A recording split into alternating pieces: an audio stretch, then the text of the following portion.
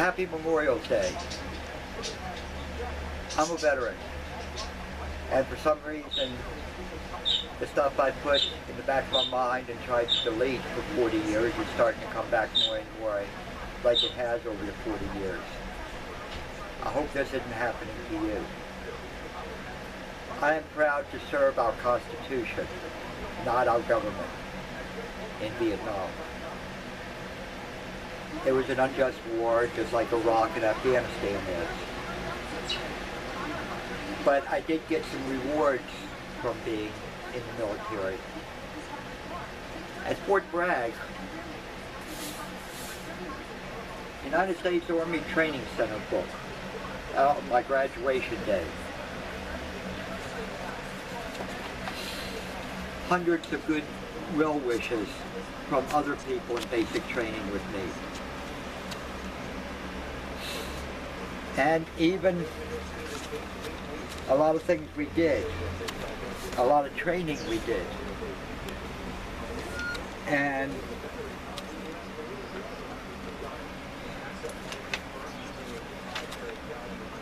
our leaders in Company A, and then pictures with more people writing.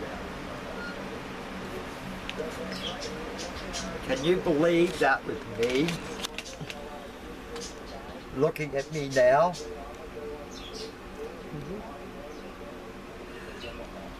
God, that guy is so young. And yet I was 21 when I was drafted. Basic training, I was 21, 1960. Well, actually 20. I turned 20 right after, just before I went into basic training in June of 1969. And then serving in Vietnam,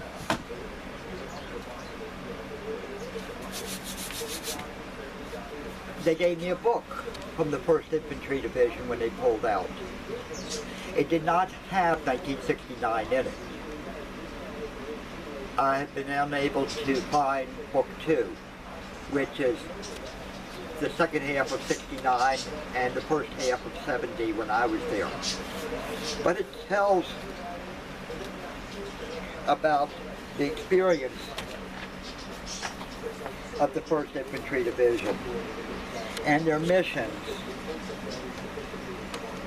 And even at the back of it, it told everybody that died while serving with the 1st Infantry Division in Vietnam, up to the date the book was published, which was the mid part of 69, just before they pulled out. They gave this to us free of charge for honoring the 1st Infantry Division. I hope all these Iraqi and Afghanistan people realize we didn't go into these countries to win. We could care less about these countries and its people. Just like in Vietnam, one enemy would attack the ARVN base across the street from us in July when I was with the AmeriCal. We'd have 10,000 ARVNs running for our protection of them across the street. It wasn't a human wave attack. They were all running, dropping their guns and everything to run into the American base for us to fight the enemy for them. People in these countries love their country, but with the governments we end up setting up in their countries are so crooked, like South Vietnam was, Iraq is, and Afghanistan is. How can people respect these governments when they exclude so many of their own people in them, their own Muslim sects out of them, and not having a voice in their country? We were deemed to lose before we sent one troop over there, and now we're going to send more troops over there to fight ISIS? This is ridiculous. Just forget it, like us Vietnam veterans did.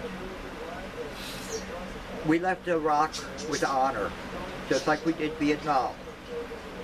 We left a government that was supposed to be able to control the situation. Iraq wasn't taken over, basically, until after, a couple of years after we left. And Afghanistan won't be taken over until a couple of years after we left.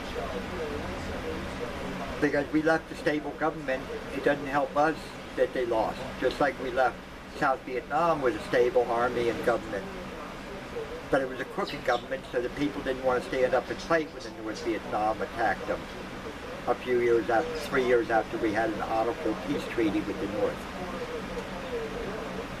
Honor the veterans and your brothers and sisters that died. I know a lot of people that died in Vietnam. I saw a lot of death of people I didn't know in Vietnam. We have to honor those that served our Constitution and our Bill of Rights to protect the little bit of freedom we have left. Thank you very much, and happy Memorial Day. God, I hope I didn't sound so stupid as I was thinking I was.